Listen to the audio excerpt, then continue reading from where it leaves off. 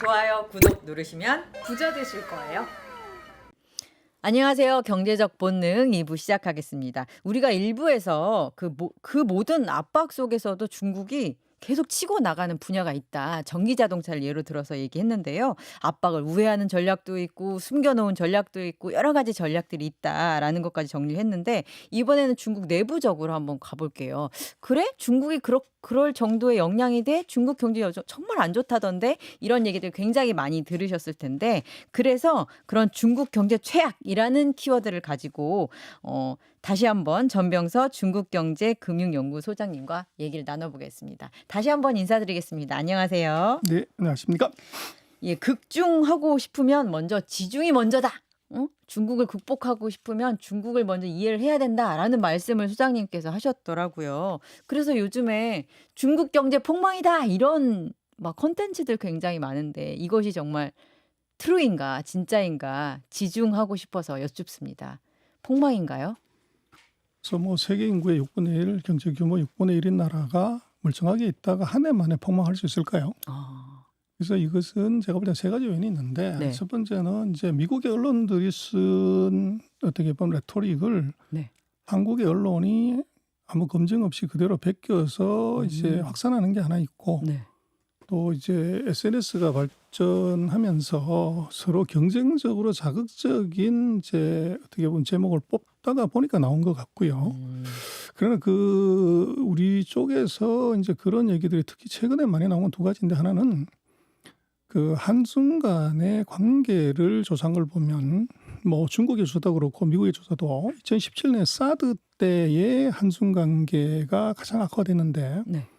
2023년, 2024년 이 시점이 그때하고 거의 같은 수준으로 한중 관계가 악화가 됐어요. 네. 거기는 이제 뭐 시진핑 주석의 방한 문제도 있었지만 또 싱하이밍 대사의 또 이제 이상한 발언이 도발적 발언들이 많았습니다. 그게 네. 이제 뭐 그 우리한테 굉장히 이제 어떻게 보면은 그 부정적인 인식을 심어준 것이 있고 네, 잠깐 소개를 드리자면 누구 편에 설지 결정해라라고 그랬습니다. 그렇습니다. 네. 그래서 뭐 일개 대사 정도가 그런 얘기를 했다는 것 자체 우리는 이제 용납할 수 없는 그런 이제 그 얘기고 그다음 세 번째로 중요한 것은 이제 한중 관계가 뭐냐 그러면 우리는 철저한 이해관계지 우리는 한 그럼요. 번도 중국하고 사상의 동지거나 이념의 친구였던 적이 없어요. 맞습니다. 그래서 우리로서는 이제 팔 시장이 필요했고 중국은 이제 뭐 생산할 기술과 자본이 필요했기 때문에 한국과 맺어진 관계인데 네. 그래서 그런 관계는 돈 되면 친구고 돈 안 되면 남입니다. 그래서 뭐 부부 관계도 보면 세상에 제일 가까운 사람이 부부지만 마주보고 있으면 세상이 가까우면 돌아오면 지구 한 바퀴 돌아야 만나는 관계죠. 그래서 중국 같은 경우를 보면은 우리가 92년에 수교를 해서 2022년까지 30년 가까이 무역 수지 흑자를 6,800억 달러를 냈어요. 네. 그래서 30년 동안 한 번도 적자 낸 적이 없다가 맞습니다. 2023년에 적자가 났죠. 네. 그래서 이게 돈이 안 된다는 거죠. 음. 그렇게 되면 이것은 아까 말씀드렸던 친구의 관계에서 남의 관계로 바뀌면서 이게 이제 어떻게 보면 이제 그 앞에 있던 두 가지 사안하고 같이 맞물린 반중 정사하고 네. 이 어떻게 보면 가속이 되면서 이제 좀 과도한 레토릭을 그렇군요. 이제 너무 많이 쓰는 것 아닌가 싶습니다. 정치와 경제의 영향을 모두 받았군요. 현재의 상황이. 근데 아까 지금 말씀하신 것 중에 제가 인상적이었던 거는 중국 입장에서는 우리에게 자본과 기술이 필요했다라고 했는데 과거에. 근데 지금 생각해 보니까 자본과 기술 면에서 우리가 일부에서 얘기했듯이 자본과 기술 이제 중국이 우리를 압도하는 수준이 된 것 같은데 그럼 더 이상 우리가 필요 없겠네요. 그래서 지금 중국 외환보유고가 3조 2천억입니다. 우리가 한 4천억 달러 조금 넘잖아요. 네. 그래서 돈이 필요한 건 아니에요. 기술 마찬가지로 일부에서 그런 얘기를 드렸습니다만 반도체 하나를 빼놓고 철강화학, 조선, 기계, 뭐 전자부품, 뭐 노트북, TV 뭐 여기에서 한국보다 못하는 게 하나도 없어요. 그러다 보니까 반도체 기술 하나 이게 중국이 이제 한국한테서 절절히 원하는 아이템이고 나머지는 뭐 있어도 그만 없어도 그만 이제 그런 상태로 상황이 바뀐 건데 네. 경쟁자네요, 우리는 지금. 그렇죠. 근데 우리는 이제 그걸 보기보다는 5년 전, 10년 전에 중국이 철강화학, 조선기계, 뭐 IT에서 한국을 선생님으로 사장님으로 음. 선배님으로 모셨던 기억 네. 그걸 이제 계속 떠올리면서 특히나 이제 우리가 코로나 3년 동안은 중국과 완전히 관계가 단절됐기 때문에 네. 우리 기억은 3년 반 전에 그대로 머물러 있지만 그 사이 현실은 중국이 이게 세계 넘버 2로 미국과 끊임없이 전쟁하고 맞짱을 뜨고 네. 일부에서 얘기 드렸던 것처럼 뭐 중요한 새로운 아이템에서 세계 시장에 어떻게 보면 선두주자로 나섰다는 거를 우리가 인지를 이제 안 하거나 못 하는 거죠. 아, 그러다 보니까 그런 문제들이 조금 생기는 것 같아요. 그렇군요. 그럼에도 불구하고 중국의 경제 상황이 막 치고, 그러니까 중국 피크론이 있었잖아요. 중국이 곧 미국을 압도할 것이다라는 얘기. 그 미국 GDP의 막 70%를 넘어가던 시절에서 많이 나오던 얘기들이 있었는데 지금은 그때와는 한풀 꺾인 건 사실이잖아요. 어느 수준인가요? 부동산 침체, 뭐 지방 글쎄, 정부 그거는 채무 이렇게 위협 봐야 이런 될 것 같아요. 그래서 피크가 뭐냐를 봐야 되는데 네. 지금 최근 뭐 10년, 20년 사이에 중국이 세계 평균 성장률이나 미국 성장률이나 한국 성장률이나 일본 성장률보다 낮은 적이 한 번도 없어요. 그렇습니다. 낮아졌다 하지만 우리보다 그렇죠. 높다. 그리고 뭘 봐야 되냐면 피크 단위하는 문제도 중국이 두 자릿수 10% 성장했던 장쩌민 시대하고 네. 지금 한 자릿수 5% 하는 지금 시진핑 시대하고 보면 경제 규모를 봐야 되는데 네. 그때 비교해서 중국이 29배가 더 커졌어요. 아, 네. 그래서 지금 1%는 장쩌민 시대의 29%가 맞먹는 사이즈예요. 근데 이거를 감안하지 않고 성장률이 10%에서 5% 떨어지기 때문에 피크 쳤다? 이 얘기는 무슨 얘기하고 왔냐면 초등학교 때 얘가 10cm 키가 크다가 중학교 들어가니까 8cm, 고등학교 되니까 7cm, 대학교 들어가니까 5cm. 그럼 이제 5cm씩 크는 애가 망했냐? 이제 그런 관점에서 보는 것이 저 비유가 조금 그렇습니다만 그렇고요. 그다음에 그렇네요. 이제 중국이 네. 그 2022년에 네. 미국 GDP의 73%인가 4%까지 갔다가 네. 지금 금년도 같은 경우에 예상치가 64 정도로 떨어져요. 네, 맞습니다. 그래서 이제 저게 미국의 제재 때문에 중국이 망했다 이렇게 이제 피크 쳤다 이렇게 보는 시각이 많은데 이것도 뭐가 또 문제가 되냐면 네. 그 중국이 성장률 5%라는데 중국이 환율을 6.3에서 7.15로 15%를 하락시켰어요. 그러니까 중국 위안화의 가치를 그렇죠. 낮췄다. 그래서 이 GDP 비중이 떨어졌다고 하는 것은 달러로 환산했을 때 그런 겁니다. 아, 그래서 15%만큼 깎아버린 거죠. 네, 네. 그러다 보니까 상대적인 비중이 떨어졌고 위안화 기준으로는 중국의 그 GDP가 마이너스 나거나 감소한 적이 없어요. 아하. 계속 위로 올라갔다는 거죠. 그래서 네. 그거를 이제 구매력 평가 기준으로 놓고 보면 이건 계속적으로 올라가는 걸로 나오죠. 그래서 그게 환율이라는 문제가 있는데 그 환율을 싹 빼고 달러로 환산해가지고 중국의 비중이 훅 떨어졌다. 이제 이렇게 얘기하는 것은 사실은 우리가 정서적으로는 속이 시원한데 그 안에 팩트를 조금 더 깊이 들여다보면 네. 꼭 그렇게 해석할 수 없다는 게 이제 뭐 오히려 정확한 해석이라고 볼 수가 있죠. 그렇군요. 그러면 미국의 헝다그룹 같은 게 파산을 했다라는 식으로 이제 중국 부동산에 문제가 생긴 거, 이거는 어디까지 어느 정도의 감도를 봐야 됩니까? 그래서 이제 이게 이제 우리도 마찬가지지만 그 집안채 가지고 서민들 뭐 중산층이 평생을 사는 건데 중국도 마찬가지입니다. 그래서 중국이 지금 부동산이 우리나라 많은 보도에서 보면 GDP의 30%가 넘기 때문에 이게 3분의 1이 거덜났기 때문에 문제가 된다고 그러는데 그건 엉터리고요. 네. 중국의 건축업하고 부동산업이 GDP에서 차지하는 비중이 가장 높았을 때 15%, 지금 한 12% 정도 됩니다. 그러면 지금 소장님 말씀하시는 퍼센테이지의 근거는 어디서 나오는 거예요? GDP에서 부동산업하고 건축업이 차지하는 비중, 통계청에서 나오는 거예요. 그래서 이제 왜 30%냐면 거기다 뭐를 넣냐면 뭐를 얹은 아파트 거예요? 지려고 하면 철근, 시멘트, 건자재, 그다음에 가구, 그리고 자동차 아, 이런 걸 다 합치면은 30%가 넘습니다. 근데 그게 왜 이제 30% 넘는다는 것이 좀 과하냐면 중국이 세계에서 1등하는 제조 국가인데 중국의 GDP 중에서 지금 공업의 비중이 한 39%, 40% 간대요. 네. 근데 세계에서 1등하는 게 그 정도인데 부동산이 뭐 그거보다 조금 못하다 이거는 너무 과하죠. 그래서 거기에 부동산 자체는 12% 정도고 거기다가 연관 산업을 다 합쳤을 때 30%인데 이걸 자꾸 이제 그러다고 해서 철강이 그러면은 부동산에만 쓰이냐 이게 그렇죠. 시멘트가 집 짓는 데만 쓰이냐 공장도 짓고. 그렇죠. 네. 그래서 그게 조금 과하게 잡힌 게 있고 그다음에 지금 헝다가 2021년에 부도가 났는데요. 근데 아직도恒大가 여전히 집 짓고 있어요.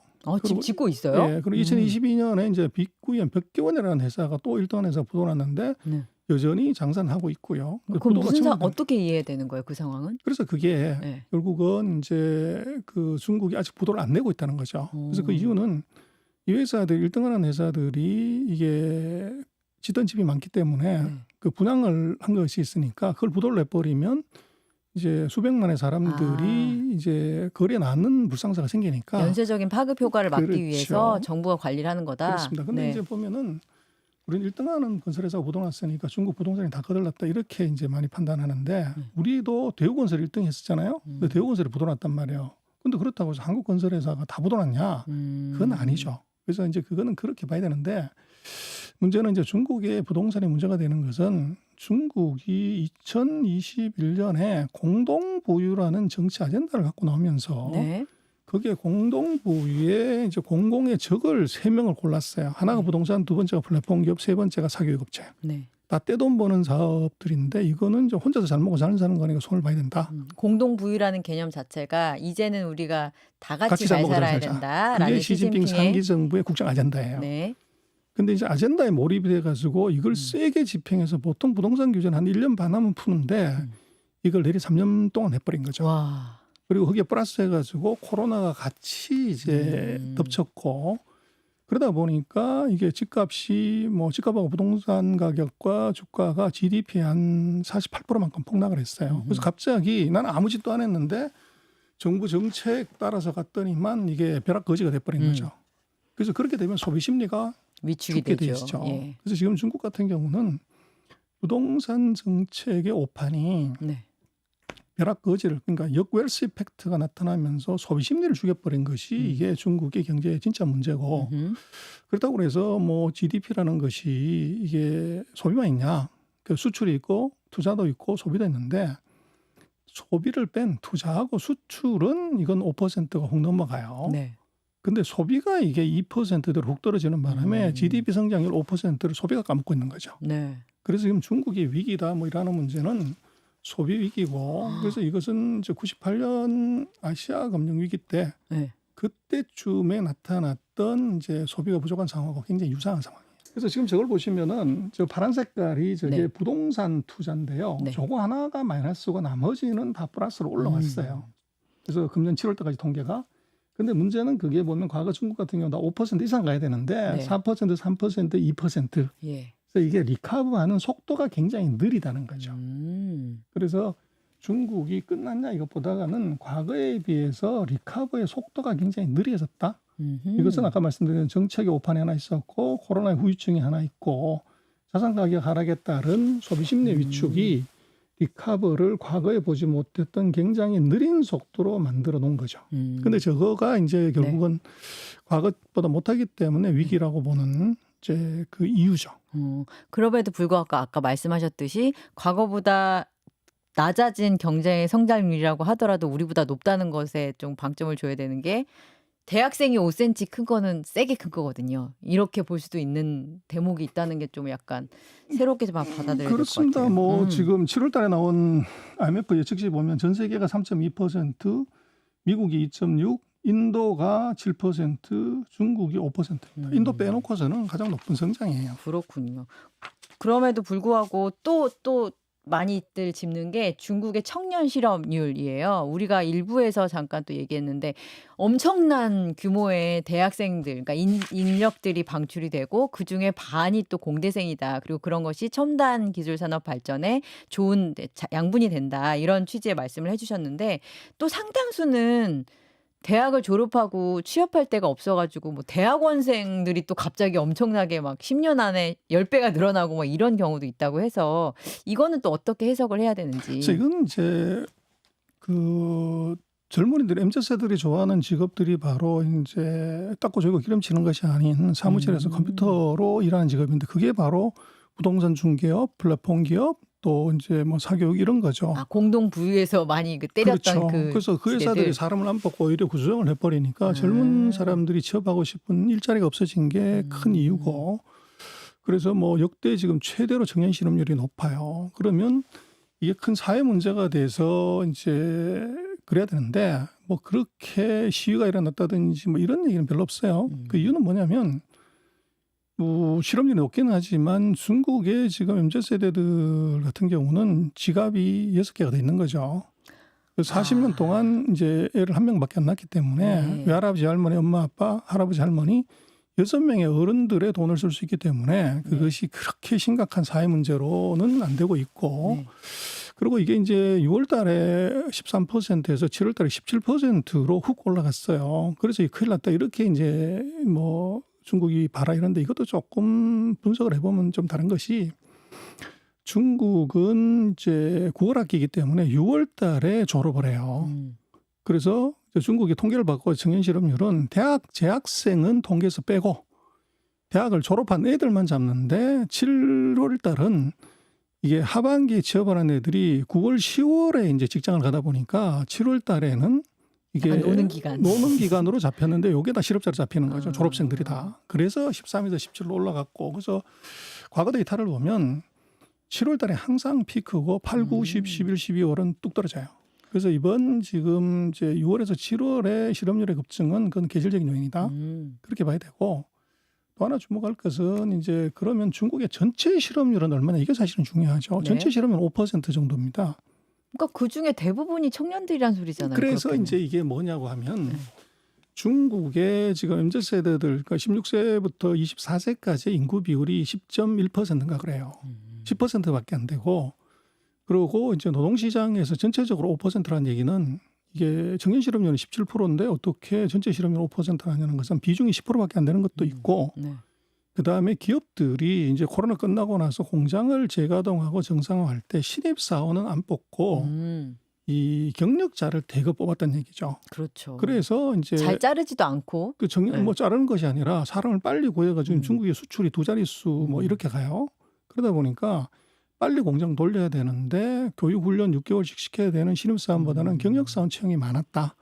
이제 그렇게 해석할 수가 있죠. 그래서 분명한 것은 실업률이 굉장히 높지만 그것이 이제 해석을 조금 안에 들어가 보면 네. 계절적 요인이 표현돼 있다는 것이고 그리고 그 안에 이제 인구 구조상으로 놓고 보면은 그것이 아직은 그 청년 실업률이 엄청난 사회 문제로 가기까지는 아직은 좀 멀다. 그리고 비중도 이제 작다. 그렇죠. 그리고 이제 이거를 우리가 중국만 놓고 보니까 그런데 네. 중국보다도 청년 실업률이 높은 나라가 한 제가 보니까 OECD 자료를 보니까 20개 넘는데 이태리, 예. 캐나다, 네. 노르웨이 뭐 이런 데들이 다가 이제 20%가 넘어요. 그래서 그럼 그런 나라들은 청년 실업률 높아가지고 나라가 망했냐? 그렇게 보면 좀 과해요. 아하. 그래서 이제 우리가 중국을 볼 때 조금 그 다른 데이터하고 비교해서 좀 객관적으로 봐야 정확하게 볼 수가 있는데 조금 이제 거기다 감정을 섞어서 데이터를 보게 되면 이제 끝난 것처럼 보여주는데 문제는 가서 보면 그럼 끝났냐? 뭐 그런 건 아니거든요. 어려운 건 분명하지만 그래서 우리가 끝났다고 보고서 정책을 만들거나 액션을 하면 실수할 확률이 높죠. 그래서 지금 말씀을 듣다 보니까 전업 자녀라는 표현이 있더라고요. 그게 이해가 되네요. 그러니까 그 직장을 갖지 못한 청년들이 나의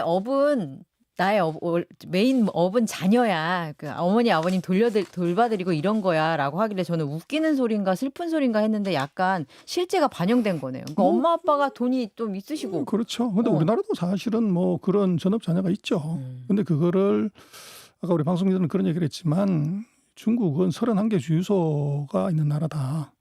그래서 1개 주유소는 전업 자녀가 있고 1개 주유소는 애가 정말로 정신없이 일을 하는 주유소가 있고 그랬을 때 뭘 보냐 31개 중에서 어떤 주유소를 보냐에 따라서 달라지는데 1개 주유소 또는 2개 주유소, 3개 주유소, 5개 주유소에 전업 자녀가 있는 걸 갖고 전체라고 다 확대해서 갈 수 있냐? 이렇게 보기는 어렵다는 거죠. 그래서 주유소의 기름값이 한 군데는 1,700원, 한 군데는 1,650원, 한 군데는 예를 들면 1,800원으로 하면은 네. 이게 중국의 기름값이 높다고 할 거냐, 낮다고 할 거냐.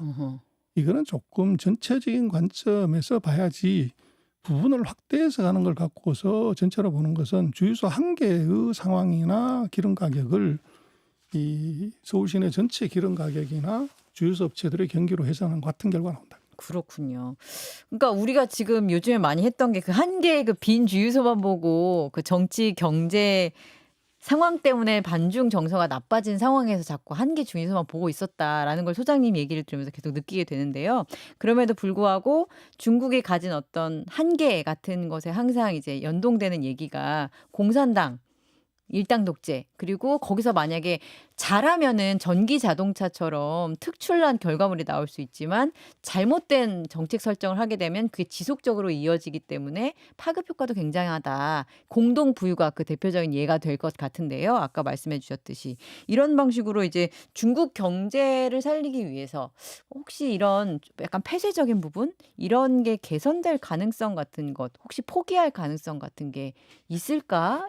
이런 진짜 생각이 답은 이런 것 듭니다. 같아요. 그 중국 국기에 답이 있는데, 국기. 그렇죠. 어느 나라의 국기에 네.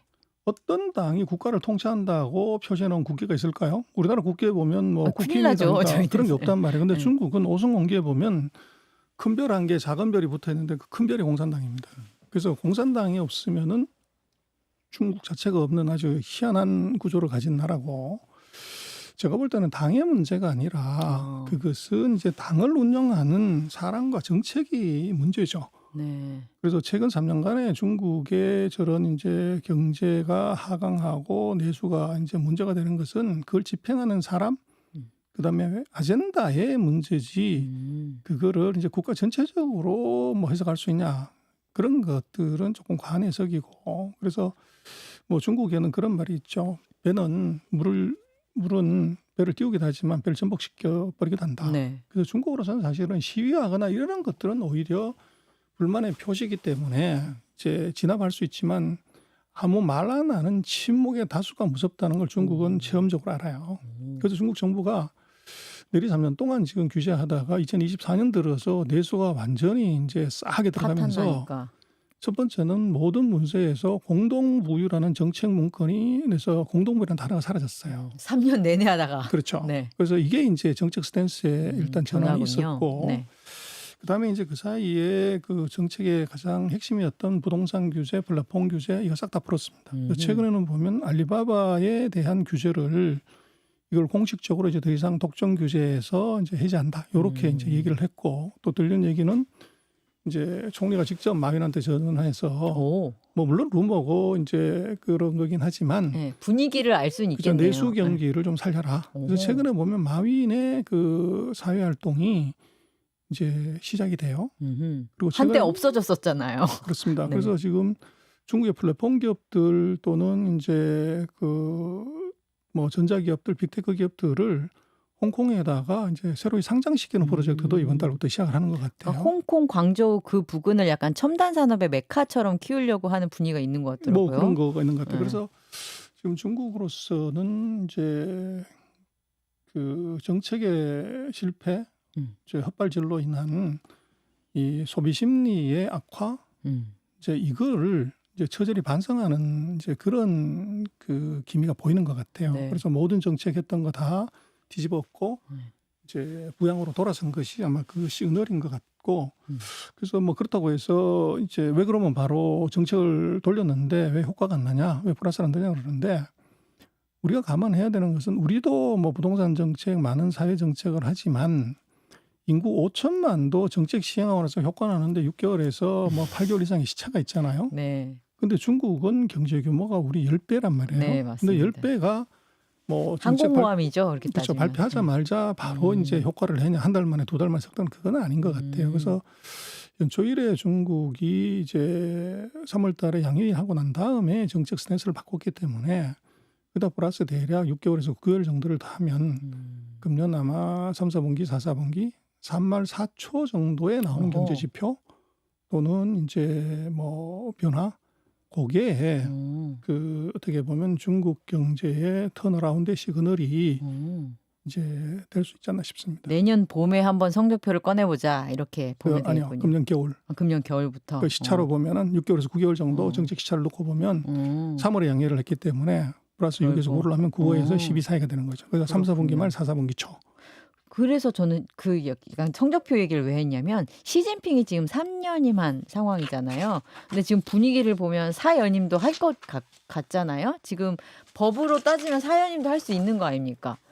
연임 조항을 없앴기 때문에 4년, 네. 5년, 10년이도 할 수 그렇죠. 있죠. 그리고 정년 연장 얘기도 중국 이번에 막 나왔다고 근데 하던데. 이제 그 선출직은 정년이 그 나이 제한이 없어요. 그래서 그 뭐 90살까지 하든 60살까지도 하는 건데 사회에서 정년 연장이 되면 더 이제 자기가 나이가 들어도 할 수 있는 정당성이 확보가 되는 거니까 같이 할 만한 거 아니에요? 뭐 그럴 수는 음. 있는데 선출직은 기본적으로 뭐 그런 제한이 없어요. 미국 같은 경우는 바이든 대통령 82세시잖아요. 네. 또 뭐 트럼프도 만약에 당선된다 78세. 그러면 똑같이 82세에 이제 퇴임하게 되는 거기 때문에 퇴임하는. 네.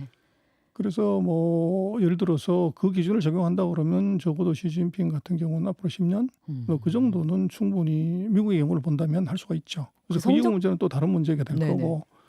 그래서 뭐 성적표는 결국은 이게 그 최선을 다해서 좋은 성적표를 내려고 하겠죠. 그래서 이 인민을 못 살게 하는 지도자가 계속 연임한다는 것은 논리적으로도 맞지가 않고 또 그것이 이제 중국이 뭐 사회가 지금 많이 이제 오픈돼 있고 또 많은 이제 비판의 세력들이 있기 때문에 네.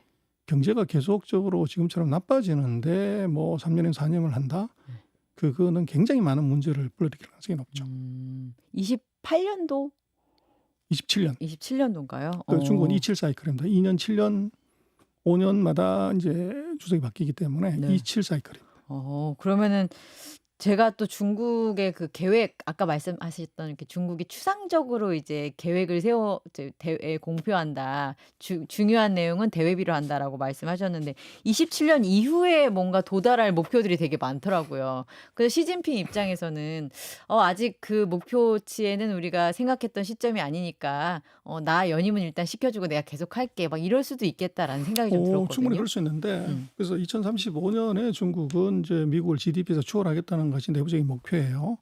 그래서 그거를 달성하는 데 있어서 이제 중간 단계의 성장률이 나와야 되죠. 네. 근데 그걸 달성을 못했는데 나를 또 해줘? 그렇게 이것은 이제 힘들어요? 자기가 얘기한 것에 이게 논리적으로 안 맞죠. 그래서 지금 중국이 그 2022년 기준으로 놓고 보면 2035년에 그 GDP에서 미국을 넘어서려면 대략 연평균 한 4.7에서 4.8 정도로 성장을 해야 돼요. 꾸준하게. 그렇죠. 그래야 그게 사이즈가 넘어가게 되는 것이고 네. 그래서 왜 중국이 이제 성장률 5%뭐 이런 데다 목숨을 거냐 그러면 네. 바로 그 문제가 걸리기 때문에 그렇습니다. 그래서 그것을 뭐 2020년까지 이제 1990년인가 2000년인가의 GDP를 2배로 만들고 이제 거기서부터 2035년까지 다시 2배를 만들겠다 하는 목표를 네. 국가 장기 목표로 잡은 거죠. 그래서 그거를 달성을 못 하는데 이제 계속적으로 뭐 지도자를 한다? 이것은 이제 조금 상정하기 어렵죠. 그렇습니까? 워낙에 근데 지금 한국에서 봤을 때 시진핑의 권력이 되게 대단해 보여서 그런 목표치에 근접하지 않더라도 이거를 꾸준히 이어가지 않을까라는 막연한 또 생각이 있는데 그런 분위기는 아닌가 봐요, 그래서 중국이. 그거는 뭐 칼자루를 잡고 있을 때는 다 세 보이는 거고 어. 또 모든 정권이 다 마찬가지지만 내려올 때는 또 이제 전혀 예기치 못하는 이제 상황이나 사태 때문에 항상 이제 칼자루를 놓게 되죠. 그래서 뭐 어느 나라든 다 마찬가지지만 바보의 경제죠. 미국도 그렇고 한국도 그렇고 뭐 경제가 나쁜데 계속 할 수 있다는 것은 그건 다 이제 비극으로 이제 뭐 드라마가 끝이 나죠. 그래서 경제가 나쁜데도 장기 집권을 하겠다든지 이렇게 가는 것은 그것은 국가로서도 굉장한 리스크가 있고 정치인 본인으로서도 굉장한 이제 리스크를 지게 되죠. 문제는 경제야 바보야 그렇습니다. 라는 슬로건을 다시 한번 생각하게 되고 그러면 마지막으로 지금 중국이 굉장히 시진핑이 나름대로 실패한 3년을 이제 뒤로 하고 새롭게 이렇게 드라이브를 걸고 있고 실제로도 전기 자동차라든지 특정 분야에서 첨단 기술 면에서는 되게 압도적인 기술력을 중국이 보여주고 있다라는 상황까지 정리한 상황에서 우리의 경우는 이제 어떻게 해야 되냐를 여쭙고 싶습니다. 지금 외교적으로는 한중일 뭐 북중러 이렇게 되고 있고 그다음에 경제적으로도 이제 중국이 더 이상 우리의 추격자가 아니라 경합자가 된 상태잖아요. 그럼 우리는 중국을 어떤 위치에 놓고 바라봐야 하고 특정 부분에서 우리는 아까 반도체도 잠깐 얘기해 주셨는데 어디서 우리는 비교 우위를 가져가야 할까 혹시 조언을 해 주신다면. 그래서 우리가 중국 걱정할 때가 아니에요. 그래서 지금 뭐 중국 소비 나쁘다고 그러는데 중국은 소비가 나빠도 2%대인데 우리는 지금 마이너스 나온 게 8분기째예요. 그래서 우리 내부적인 이 수습부터 제대로 잘해야 되는 것이 우리로서는 더 시급하고 중국하고 관계에서는 중국을 우리가 너무 과대평가하는 것도 바람직하지 않지만 네. 과소평가하면은 이것은 이제 실수할 일이 벌어져요. 그래서 중국이 최근 30년간을 보면은 한국의 중국 GDP 대비 비중은 83%에서 10%대로 네. 거의 8분의 1로 낮아졌고 중국은 이제 90년부터 시작해서 그 작년까지를 보면 미국 대비 GDP 비율이 6%에서 64%까지 올라왔어요. 네네. 그래서 8배 올라간 거죠.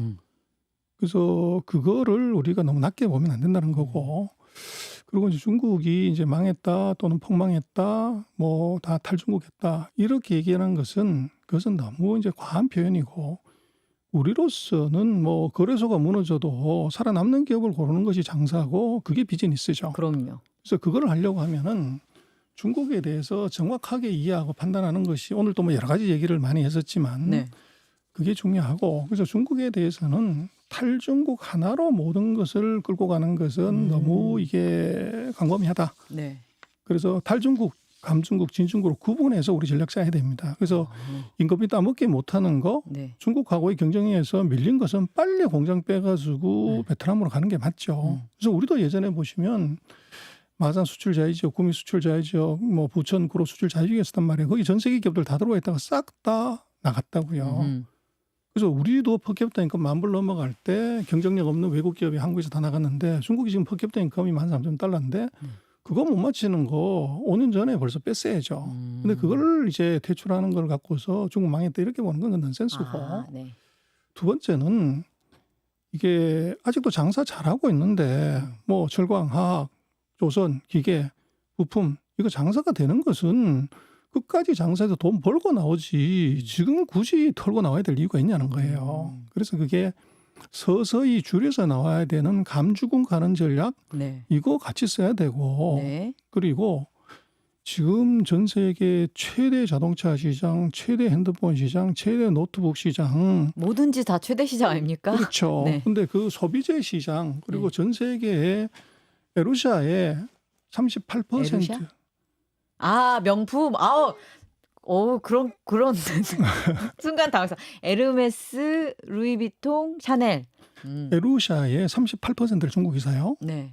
그리고 전 세계 고급 명체 대표인 벤츠의 36%를 중국이 삽니다.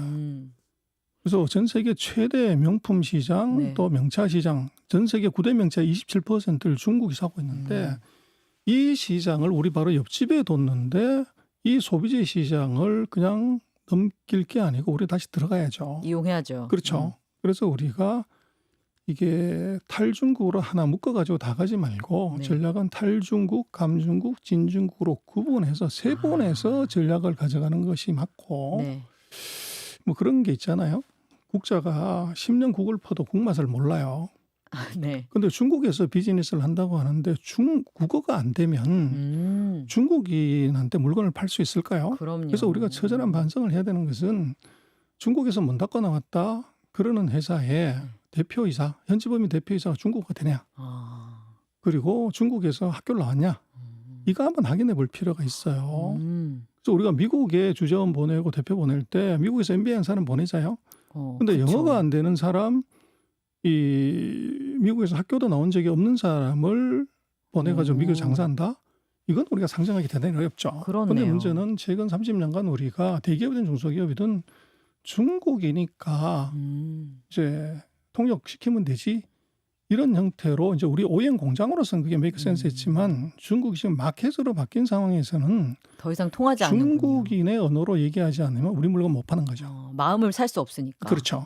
그래서 우리로서는 중국이라는 시장이 전 세계 IT 시장, 자동차 시장의 최대 시장이기 때문에 이걸 네. 버리기엔 너무 아깝잖아요. 아깝죠. 그리고 우리가 그 사이에 쌓아놓은 경험 데이터 무지 많은데 지리적 이것을 이점도 있고요. 그렇습니다. 그래서 재활용을 하는 것을 이제 생각을 해야 되고 그래서 뭐 그런 말이 있잖아요. 태풍이 불면 돼지도 난다고. 그래서 최근 30년 동안은 네. 이게 태풍이 불어서 되지도 않은 시점에 우리가 누구나 들어가서 돈을 벌었고 우리가 돼지처럼 날았군요. 근데 이제 그 바람이 태풍이 없어진 거죠. 그렇군요. 그렇게 되면 이제 진짜 실력 있는 사람이 버는 시대가 왔고 제대로 된 날개로 날아야겠구만. 그렇죠. 그리고 우리가 중국을 이제 낮게 볼 수 없는 것은 중국은 전 세계 포천 500대 기업이 단 하나도 예외 없이 다 들어와 있어요. 지금 중국 기업은 30년 동안 그 기업들과 붙고 싸워가지고 살아남은 기업들이에요. 네네. 얕보면 안 되겠다. 그래서 중국은 어떤 나라냐 그러면 올림픽 경기장하고 같다고 봐야 돼요. 전 세계 기업들이 다 와서 금운동을 이걸 이제 누가 따냐 하는 것의 경연장인데 네. 거기서 금운동이 안 되면 그것은 죽어나가는 거죠. 어. 그래서 우리로서는 중국을 과거에 우리 OEM 하청 공장으로서 보던 중국은 이미 한참 전에 끝났고 네. 이 우리 양궁처럼 뭐 어떻게 보면 세계적인 이제 레벨의 실력을 갖고서 들어가면 다 쓸어먹을 수가 있고 그 쓸어먹는다는 것 자체가 14억의 인구라는 것이 미국하고 유럽하고 일본 인구를 다 합친 것보다 더 큰 구조잖아요. 네. 그리고 이게 소득이 떨어지면 문제인데 인당 소득이 계속적으로 높아지는 나라라고 하면 그렇습니다. 우리는 앞으로 아마 30년 동안 중국을 파먹어도 이게 남을 수 있는 엄청난 시장이죠. 근데 그 시장을 우리가 이게 그냥 버리자 또는 그냥 문 닫고 나와버리자 네. 이러기에는 이게 너무 아깝죠. 그런데 그것은 한국 기업 기준으로 보지 말고 미국과 전쟁하고 있는 중국 그래서 이게 미국 기업들은 어떻게 하고 있는지 이제 그걸 보면 답이 있죠. 그래서 중국의 한참 미국 상공회의소가 보면요 역사가 100년이 됐어요. 그래서 미국이 어떻게 중국에서 그렇게 장사를 잘하냐 하는데 그게 우리는 뭐 중국 상회들이 한 30년 됐다고 하지만 그 조직력이나 정보력이 굉장히 떨어지는데 100년 된 미국의 중국 상공회의소들은 엄청난 정보력과 판단력이 있는 거죠. 그래서 결국은 정보력에서 이게 차이가 난다. 그래서 우리가 앞으로 중국을 이제 다시 공략하고 거기서 수익을 내려면 지중하지 않고서 네. 이게 중국에서 돈을 번다, 성공한다. 그것은 굉장히 확률이 낮을 것 같아요. 중국을 제대로 알아야 한다. 우리가 아까 말했던 것 중에 되게 인상 깊었던 게 우리가 수년은 중국을 파먹을 수 있다. 우리가 최대한 이용해야 할 수 있다. 그런 환경이 된다라는 걸 다시 한번 그러기 위해선 제일 중요한 게 중국을 알아야 된다까지 우리 소장님한테 얘기를 들으니까 아, 우리가 그동안 너무 옛날 방식으로 중국을 이해하고 너무 뻔한 방식으로 중국을 이해하고 있었구나라는 생각이 드네요. 제대로 알고 제대로 이용해 보겠습니다. 아, 여기까지 1, 2부에 걸쳐서 중국에 대한 얘기를 쭉 해주셨습니다. 전명서 소장님 너무 감사합니다. 네, 고맙습니다.